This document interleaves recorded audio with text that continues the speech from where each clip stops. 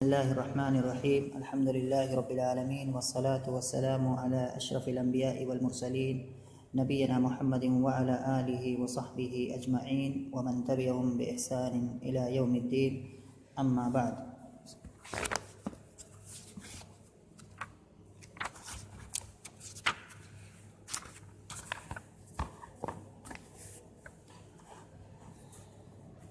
ترجمہ معانی القرآن الکریم کی گھنٹی میں پچھلے دروس میں ہم سورۃ التکویر کی کچھ آیتیں پڑھ رہے تھے، اور اس کے اندر کچھ آیتیں ابھی رہ گئی ہیں جن کو ہم کوشش کریں گے کہ آج پڑھیں، یا اگر ہو سکے تو مکمل ہو جائے یہ سورت. اور یہ جو سورت ہے اس کے بارے میں پھر سے ایک بار میں بتا دوں کہ اس کا جو خلاصہ ہے، اس کے جو مضامین ہیں یا اس کا جو عنوان ہے، اس صورت میں کیا باتیں بتائی گئی ہیں. کیونکہ بیچ میں کافی گھنٹیاں نہیں تھیں تو آج کے درس کو پیچھے سے مربوط کرنا ضروری ہے. تو یہ جو صورت ہے، اس صورت کی جو ابتدا ہوئی ہے، سب سے پہلے وہ قیامت کے جو احوال ہیں، اس وقت جو حالتیں ہیں قیامت کے تعلق سے اس کا تذکرہ ہوا ہے. یعنی کہ کچھ چیزوں کا تذکرہ کچھ ان چیزوں کا تذکرہ ہوا ہے جو کہ قیامت کے پہلے واقع ہوں گی، یعنی کہ قیامت واقع ہونے وقت کے قریب ہوگی. تو اس وقت وہ چیزیں کیا ہے رونما ہوں گی، اور یہ وہ چیزیں ہیں جو کہ اس صورت کی ابتدائی 6 آیتوں کے درمیان جن کا تذکرہ ہوا ہے. اور اس کے بعد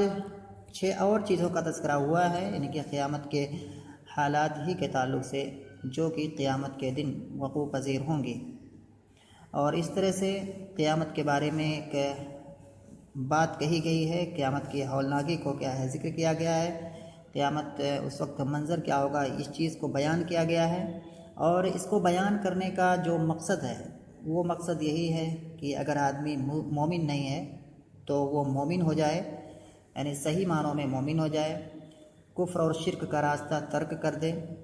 اور مسلمانوں میں بھی جو غلط کام میں مشغول ہیں، جو غلط کام کر رہے ہیں، وہ اپنی ان غلط کاموں سے کیا ہے باز آ جائیں. تو یہ جو میسج ہے قیامت کو ذکر کرنے کا، یعنی کہ قیامت کے احوال کو، اس کی جو ہے خوفناکیوں کو ذکر کر کے یہ کافر اور مومنوں میں بھی جو کوتاہی کرنے والے ہیں دونوں کے لیے میسج ہے. پہلے بھی تھا، آج بھی ہے، اور آگے بھی یہ میسج رہے گا سب کے لیے. تو اس کے بعد پھر آگے جو ہے، چونکہ یہ جو قیامت کے تعلق سے یہ جو باتیں ہیں، یہ قیامت کے بارے میں جو ساری جانکاریاں ہیں، یہ جانکاریاں پھر ایک آدمی پوچھ سکتا ہے کہ یہ جانکاریاں کیسے آئیں، یہ کہاں سے آئیں جانکاریاں، کیا یہ آتھینٹک ہیں، صحیح ہیں، ہم اس پر اعتماد کر سکتے ہیں. تو اس کے بارے میں بتایا گیا کہ ہاں یہ بالکل صحیح باتیں ہیں،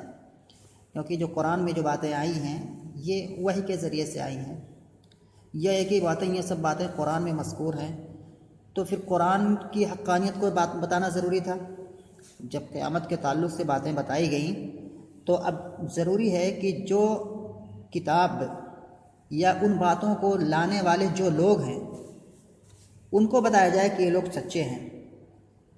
تو ان باتوں کو لانے والے لوگ کون ہیں؟ سب سے پہلے جبریل علیہ السلام ہے، اور یہ کلام ہے، اللہ تعالیٰ کا کلام ہے جس کو جبریل علیہ السلام لے کر کے آئے،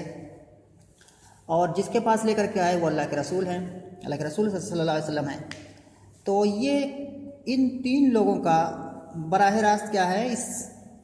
جو باتیں بھی ذکر ہوئی ہیں اس سورت کے شروع میں، ان سے ان کا لنک ہے، یہ لوگ اس سے جڑے ہوئے ہیں. تو ضروری تھا کہ ان 3 لوگوں کے بارے میں کفار اور مشرکین کے جو غلط خیالات تھے، ان کی جو غلط کیا ہے باتیں تھیں، ان کا کیا ہے رد کیا جائے. تو چنانچہ کیا ہے، ان قیامت کی جو ہے ان باتوں کو ذکر کرنے کے بعد پھر بات کی گئی ہے قرآن مجید کے بارے میں، اور قرآن مجید کے تعلق سے لوگوں کی جو غلط سوچ ہے، یا ان کے جو افتراءات ہیں، یا ان کی جو تہمتیں ہیں، ان کا انکار کیا گیا ہے. ایسے ہی جبریل علیہ السلام کے بارے میں کیا ہے ان کی کافی تعریف کی گئی ہے، اور ان کے بارے میں جو خیالات مطلب کہ جو کفار وغیرہ جو کہتے تھے کہ یہ کاہن ہے یا ایسا ہے ویسا ہے، تو ان ساری باتوں کی تردید کی گئی ہے. اور ساتھ میں پھر اللہ کے رسول صلی اللہ علیہ وسلم کو ان کے تعلق سے جو کفار اور مشرکین کی باتیں تھیں کہ یہ تو مجنون ہے، اس کا کلام ہے، یہ جادوگر ہے، یہ دنیا بھر کی جو چیزیں ہیں، وہ کیا ہے ان چیزوں کا کیا ہے نفی کی گئی ہے، ان کی تردید کی گئی ہے. تو یہ رہا جو ہے مضمون یعنی کہ اس سورت کا، سورۃ التکویر کا، یعنی کہ چونکہ اذا السماء یہ جو تکویر جو ہے اذا الشمس کوورت، اس میں کوورت کا لفظ آیا ہوا ہے، اس لیے اسی مناسبت سے کا نام تکویر رکھا گیا ہے۔ اور یہ جو میں نے بتایا مضامین کس کے مضامین ہیں، اس میں یہ باتیں بتائی گئی ہیں۔ اور اس کے بعد ہم نے کیا ہے بھی ترتیب اس کو ہم پڑھ رہے ہیں۔ سب سے پہلے ہم نے قیامت کے احوال جو ہیں وہ ہم نے پڑھے، اس کے بعد پھر اللہ تعالیٰ قسم، یہاں پر اللہ تعالیٰ نے یہاں پر کیا قسم کہا رہا ہے، فلا اقسم بالخنس الجوار الکنس واللیل اذا اسعس والصبح اذا تنفس، یہاں تک ہم بات پڑھ رہے تھے۔ اور یہ جو پورا یہ جو کلام ہے پورا یہاں سے لے کر کے فلا اقسم بالخنس، فلا اقسم بالخنس الجوار الکنس واللیل اذا اسعس والصبح اذا تنفس، یہ بات ہے یہاں تک، اذا والصبح اذا تنفس، یہاں تک ہم باتیں پڑھ چکے تھے۔ اور یہ جو کلام ہے اقسم بالخنس الجوار الکنس واللیل اذا اسعس والصبح اذا تنفس، یہ قسم ہے۔ عربی میں ہوتا ہے ایک قسم ہوتا ہے اور ایک اسی قسم کا جواب ہوتا ہے جس کو ہم جواب قسم کہتے ہیں۔ تو ابھی تک یہاں تک جو بات آئی ہے وہ قسم ہے، وہ اللہ تعالیٰ کے جو قسم کھا رہے ہیں، جیسے کوئی آدمی قسم کہ میں قسم کھا کے کہتا ہوں کہ یہ چیز ایسی ہے، تو آدمی جو یہ کہتا ہے میں قسم کھا کے کہتا ہوں تو یہ قسم ہو گیا، اور کہ فلاں چیز ایسی ہے تو یہ جواب قسم ہو گیا، یعنی کہ جس چیز کی وہ قسم کھا رہا ہے، یعنی کہ جس چیز کے لیے وہ قسم کھا رہا ہے۔ تو یہاں بھی جو ہے یہ اقسم بالخنس الجوار الکنس واللیل اذا اسعس والصبح اذا تنفس، یہاں تک یہ پوری بات جو ہے یہ قسم ہے۔ اور فلا اقسم یہاں پر میں نے بتایا تھا کہ لا اقسم میں یہاں پر یہ نفی نہیں ہے کہ فعل مضارع ہے جس پر لا نافیہ داخل ہوئی ہے، ایسی بات نہیں ہے۔ فلا اس کے بعد اس کا تعلق الگ سے ہے، یعنی کہ فلا الامر کما تدعون، یعنی کہ کفار و مشکین جیسے تم دعویٰ کرتے ہو ویسے معاملہ نہیں ہے۔ اقسم بالخنس، میں ان چیزوں کی قسم کھا کے کہتا ہوں، اور ان ساری چیزوں کو کہا میں نے ذکر کیا تھا وہاں پر، ان کے مفہوم کیا ہے یہاں پر بتائے تھے، والصبح اذا تنفست، یعنی کہ صبح جب کیا ہے روشن ہو جائے۔ اب جواب قسم یہاں سے جو بات شروع ہو رہی ہے اس کو میں پہلے پڑھتا ہوں ان آیات کو۔ اعوذ باللہ من الشیطان الرجیم، انہ لقول رسول کریم ذی قوۃ عند ذی العرش مکین مطاع ثم امین وما صاحبکم بمجنون ولقد رآہ بالافق المبین وما هو علی الغیب بضنین وما هو بقول شیطان الرجیم فأین تذهبون ان هو الا ذکر للعالمین لمن شاء منکم ان یستقیم وما تشاءون الا ان یشاء اللہ رب العالمین۔ یہاں پر جو سب نے بھی بتایا ہے کہ یہاں تک جو بات آئی ہے یہ قسم تھا، اسی قسم کا جواب کہہ رہا ہے، یعنی کہ اللہ تعالیٰ قسم کھا کے کیا بات کہہ رہا ہے، تو اس کا یہاں پر کیا ہے، اس یہاں سے شروعات ہو رہی ہے۔ یہاں پر ہے انہ لقول رسول کریم، انہ لقول رسول کریم، یہاں پر انہ ہے اس کا جو ہے اسم ہے، اس کی خبر ہے۔ تو یہاں پر کہ انہو یقیناً وہ کلام ہے، انہو یا تبلیغ ہے، انہو لقول رسول کریم، ایک ایسے رسول کا، ایک ایسے پیغامبر کا۔ تو انہو لقول رسول کریم، کریم مانے بزرگ، یعنی کہ عظمتوں والا، بزرگی والا۔ تو انہو لقول رسول کریم، یقیناً وہ، یعنی کہ قرآن ایک بزرگ کا، ایک بزرگ رسول کی بات ہے، یا ایک بزرگ رسول کی کہی ہوئی بات ہے۔ اس میں بہت ساری چیزیں ہیں بتانے کے لیے۔ انہو، سب سے پہلے جو انہ کے اندر جو ہو کی ضمیر ہے یہ لوٹ رہی ہے قرآن کریم کی طرف، اور اس کے بعد جو ہے لقول رسول کریم، رسول یہاں جو ہے کیا مطلب جو ہے اس پر کلام کرنا ہے۔ رسول جو ہے، رسول معنی کیا ہوتا ہے، جو میسنجر ہوتا ہے، جو ایک پیغامبر ہوتا ہے، جو میسج کو، کسی آدمی کے پیغام کو لے کر کے دوسرے آدمی تک پہنچاتا ہے، وہ رسول ہوتا ہے، اس کو رسول کہتے ہیں، یہ رسول ہوتا ہے۔ تو چونکہ رسول کیا کرتے تھے، اللہ تعالیٰ کے پیغام کو، یعنی کہ اللہ تعالیٰ اور بندوں کے درمیان کیا ہے، یہ پیغام کو پہنچانے کا ایک ذریعہ ہوا کرتے تھے، یعنی کہ ان کے ذریعے سے اللہ تعالیٰ کیا ہے بندوں تک اپنی بات کو پہنچاتا تھا، اس لیے ان کو رسول کہتے ہیں۔ تو رسول، یہاں رسول سے کیا مراد ہے؟ جبرائیل علیہ السلام، وہ بھی کیا ہے اللہ کے کلام کو لے کر آتے تھے اللہ کے رسول صلی اللہ علیہ وسلم کے پاس، اور اللہ کے رسول صلی اللہ علیہ وسلم اس کلام کو بندوں تک پہنچاتے تھے. تو جبرائیل علیہ السلام بھی رسول ہوئے، کیونکہ وہ بھی کیا ہے پیغام کو لے کر کے اللہ تعالیٰ کے پاس سے آ رہے ہیں، اور اللہ کے رسول صلی اللہ علیہ وسلم بھی کیا ہے رسول ہوئے. تو یہاں پر مراد کیا ہے، رسول سے کیا مراد ہے؟ جبرائیل علیہ السلام مراد ہے یا یہ کہ اللہ کے رسول صلی اللہ علیہ وسلم مراد ہے؟ تو اکثر مفسرین کا، یعنی کہ جو جمہور مفسرین کا کہنا ہے کہ رسول سے مراد یہاں پر جبرائیل علیہ السلام ہے. انہو لقول، اور دوسرا قول ہے کہ یہاں پر رسول سے مراد کیا ہے، اللہ کے رسول صلی اللہ علیہ وسلم ہے. وہ اسی قول پر ہم اتفاق کرتے ہیں، ایک قول پر جو جمہور کا قول ہے کہ یہاں پر رسول سے مراد جبرائیل علیہ السلام ہے. تو انہو لقول رسول کریم، کریم مانے بزرگ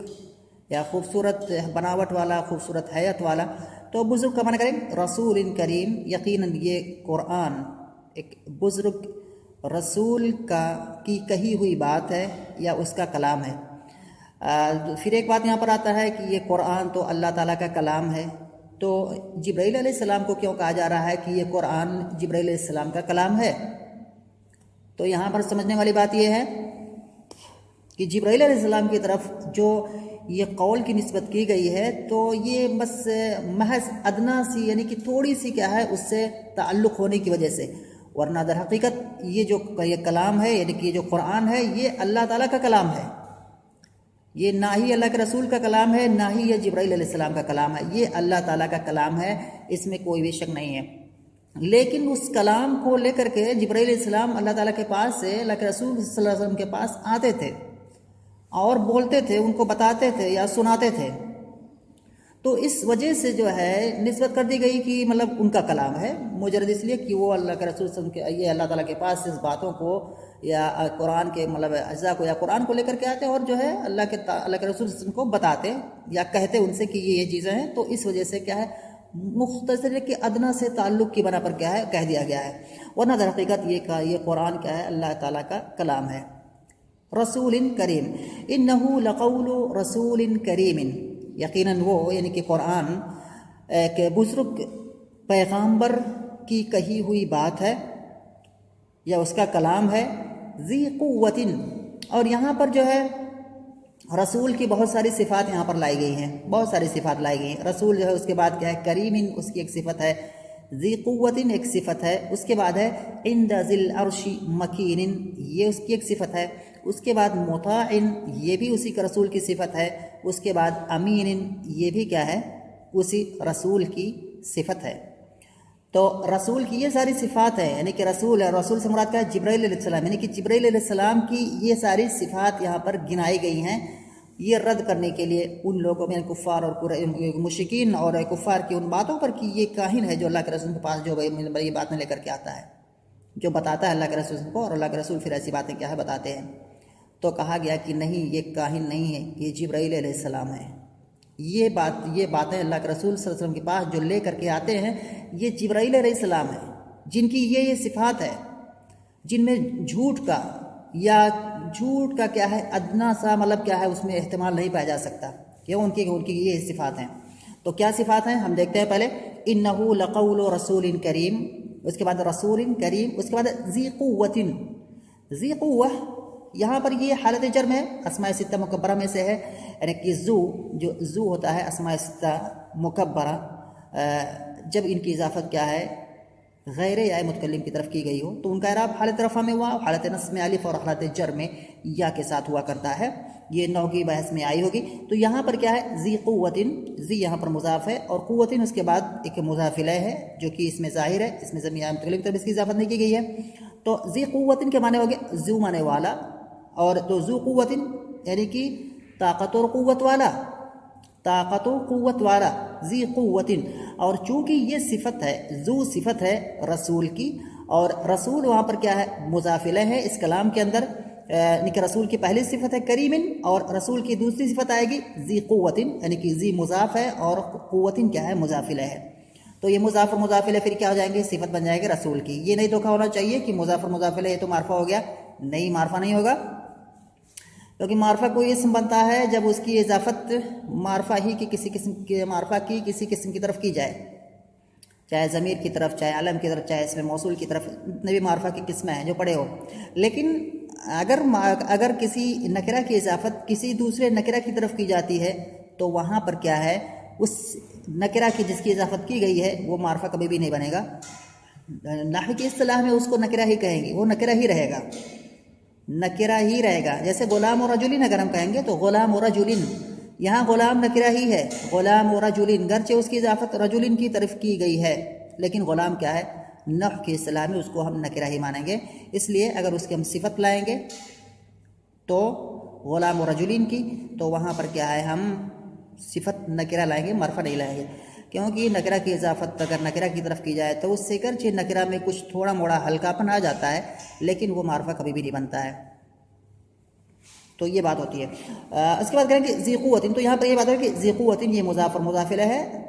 چونکہ یہ ذی کی اضافت نکرہ کی طرف کی گئی ہے اس لیے نکرہ ہی ہے، اس لیے اس کی جو ہے اس نکرہ کی جگہ اس نکرہ کو کیا ہے ہم صفت بنا سکتے ہیں ایک دوسرے نکرہ کی جو کہ رسول ہے. تو ذی قوت یعنی کہ جو طاقت اور قوت والا ہے،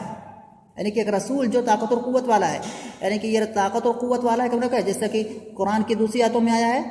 شدید القوہ جبریل علیہ السلام کی صفت کے بارے میں،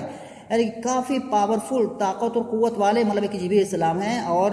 اس سے کہنے کا معنی یہ ہے کہ ان کو جو اللہ تعالیٰ نے ان کو جو پیغام دیا ہے بندوں تک پہنچانے کے، اللہ کے رسول صلی اللہ علیہ وسلم تک پہنچانے کے لیے اتنے پاورفل ہیں کہ ان کے سامنے کوئی بھی نہیں ٹک سکتا، نہ کوئی شیطان نہ کوئی اور، کوئی بھی اگر چاہے کہ اس اللہ کے رسول کے اس پیغام کو کیا ہے اس کو چھیننا چاہے یا اس میں کچھ گڑبڑی پیدا کرنا چاہے یا کچھ بھی کرنا چاہے تو اتنے زیادہ پاورفل ہیں کہ ان کے سامنے ٹکے گا نہیں کوئی بھی. تو اس سے پتہ چلا کہ قرآن اور جب یہ طاقتور ہیں پاورفل ہیں تو جو بھی چیز لے کر کے آئے ہوں گے وہ بالکل صحیح سالم ہوگی، اپنی اصلی حالت پہ ہوگی، کیونکہ اس میں کوئی بھی کمی یا نقص نہیں واقع ہو سکتی. تو ذی قوت یعنی کہ یہ جبرائیل علیہ السلام، یہ کہ رسول جو کہ جبرائیل علیہ السلام ہے، یہ ذی قوت یعنی کہ طاقت اور قوت والے ہیں. عند ذی العرش مکین، عند ذی العرش، عند یہاں پر مضاف ہے اور ذی یہاں پھر بتایا کہ ذی یہاں پر مضاف الیہ ہے اور ساتھ ساتھ میں مضاف ہے اور پھر العرش مضاف الیہ ہے. تو ذی العرش اس طرح سے کیا ہو جائے گا، مضاف الیہ ہو جائے گا عند کا، اور عند ذی العرش مکین، تو عند مضاف ہو جائے گا، ذی العرش مضاف الیہ ہو جائے گا، اور یہ مضاف اور مضاف الیہ پھر یہ ظرف ہو جائے گا. ظرف کس کا بنے گا، بعد میں جو آیا ہوا ہے کلمہ مکین، مکین فعیل کے وزن پر ہے، صفت کا صیغہ ہے، اور مکین کے معنی ہوتا ہے مکانت والا، رتبے والا، ای ذو مکانت، مکین کے معنی ہے ذو مکانہ یعنی کہ مکانت والا، رتبے والا. مکین عند ذی العرش، اصلی عبارت ایسے بنے گی مکین عند ذی العرش. تو اس میں اور کئی صورتیں ہیں لیکن میں ان ساری چیزوں پر نہیں جا رہا ہوں. تو یہاں پر کیا ہے مکین عند ذی العرش، اور یہ جبرائیل علیہ السلام مرتبے والے ہیں کہاں پر، عند ذی العرش، عرش والے کے یہاں. تو عرش والے سے مراد کیا ہے، اللہ تعالیٰ. ذی العرش سے مراد کیا ہے کہ اللہ تعالیٰ، یعنی کہ یہ اللہ تعالیٰ کے یہاں مکان و مرتبہ والے ہیں. تو یہ جبرائیل علیہ السلام کی دوسری صفت ہو گئی. اس کے بعد ہے مطاعن، مطاعن اطاع یطیع کے معنی ہوتا ہے اطاعت کرنا، تو یہاں پر ہے مطاعن اور یہ اس میں مفعول کا صیغہ ہے.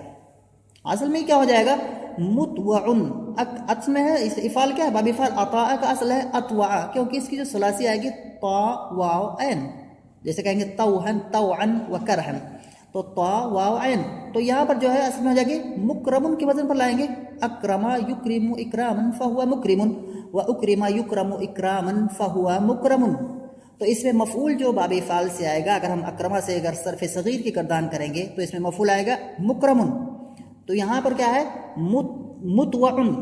متوعن اصل کے اعتبار سے مکرمن کی وزن پر ہوگا متوعن. تو یہاں پر متوعن تھا، واو متحرک ہے، اس سے پہلے کیا ہے والا حرف سے ساکن ہے، صحیح ساکن ہے، تو واو کی حرکت ماقبل کو دے دیا اور پھر اس فتحہ کی جیسے واو کو الف سے بدل دیا گیا تو مطاعن ہو گیا. اس طرح سے اس میں مفعول یہ ہے مطاعن. ثم، اور یہ ثم جو ہے یہ ظرف کے لیے آتا ہے، ظرف ہے. ایک ثم آتا ہے جو کہ حرف ہے یعنی کہ حروف عطف میں سے ہے، اور یہ ہے ثم یعنی کہ ظرف ہے یعنی کہ اسم ہے یہ مطاعن ثم. اور وہاں پر سما کے معنی وہاں پر، ہناکا کے معنی میں وہاں پر ان کی اطاعت کی جاتی ہے، یعنی کہ ہناکا سے مراد کیا ہے، یعنی کہ فی السما یعنی کہ آسمان کے اندر جبرائیل علیہ السلام کی اطاعت کی جاتی ہے. تو یہ جبرائیل علیہ السلام کی ایک اور صفت ہو گئی. امین، اور ایک اور صفت ہے امین، یہ کہ جبرائیل علیہ السلام کیا ہے، یہ امانت دار ہیں، امانت دار ہے، یعنی کہ جو پیغام ان کو دیا گیا ہے اللہ تعالیٰ کی طرف سے پہنچانے کے لیے اللہ کے رسول صلی اللہ علیہ وسلم تک، اس کو یہ کما مطلب ہو بہو سیم ویسے کہ پہنچا دیتے ہیں، اس میں کوئی بھی کیا ہے کمی بیشی کیا ہے یہ نہیں کرتے ہیں۔ تو یہ جبرائیل علیہ السلام کی صفت ہے، اور جس کی یہ صفت ہو تو اللہ یہ قرآن جو ہے جس کو لے کر کیا ہے وہ کیسے جھوٹا ہو سکتا ہے، اس میں کوئی بھی مطلب شک نہیں ہو سکتا۔ تو یہ جبرائیل علیہ السلام کے تعلق سے بات ہوئی ہے۔ اس کے بعد کیا ہے، آگے بات پھر اور ہوگی، اللہ کے رسول صلی اللہ علیہ وسلم کے بارے میں بات ہوگی، اور پھر قرآن کے بارے میں بات ہوگی، جیسا کہ ابھی میں نے بتایا ہے۔ پھر پڑھتے ہیں